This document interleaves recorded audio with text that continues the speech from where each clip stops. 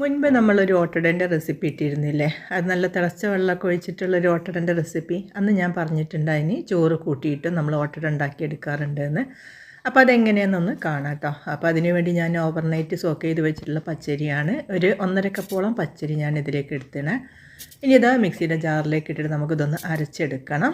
ഇനി ഇതിലേക്ക് ഒരു അരക്കപ്പോളം ചോറും കൂടി ചേർത്ത് കൊടുക്കാം കേട്ടോ. ഏത് അരിൻ്റെ ചോറായാലും പ്രശ്നമില്ല.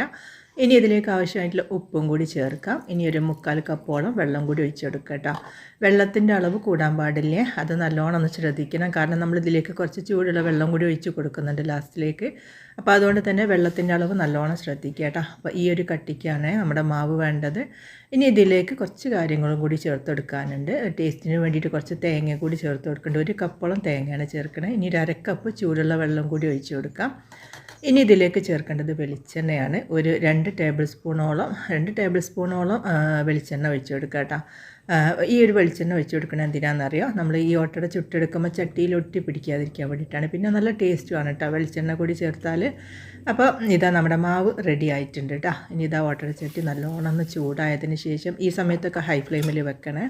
ഒരു തവി നിറയെ മാവ് കോരി ഒഴിച്ച് കൊടുക്കാം. ഇതേപോലെ നല്ലോണം ഒന്ന് ബബിള് വരുന്ന സമയത്ത് ഏകദേശം 1 മിനിറ്റോളം ഒന്ന് ഇങ്ങനെ വെച്ചതിന് ശേഷം നമുക്കിതൊന്ന് അടച്ച് വെച്ച് കൊടുക്കാം.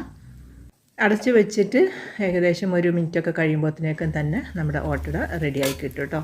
മാവ് കറക്റ്റായിട്ട് കിട്ടുകയാണെന്നുണ്ടെങ്കിൽ നല്ല പെർഫെക്റ്റ് ആയിട്ട് നടുഭാഗമൊക്കെ നല്ല പോലെ വെന്തിട്ടുള്ള ഓട്ടട തന്നെ നമുക്ക് കിട്ടുക. നമ്മൾ 2 രീതിയിൽ ചെയ്യുകയാണെങ്കിലും നല്ല പെർഫെക്ഷനോട് കൂടി തന്നെ കിട്ടും.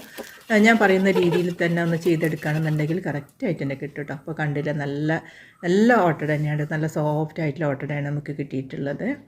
അപ്പോൾ ഇത്ര പണിയുള്ളൂ കേട്ടോ ഓട്ടട റെഡിയാക്കി എടുക്കാൻ വേണ്ടിയിട്ട്. അപ്പോൾ ഇത് ഇഷ്ടമുള്ള ആൾക്കാർ ട്രൈ ചെയ്ത് നോക്കട്ടെ റെസിപ്പി എന്തായാലും.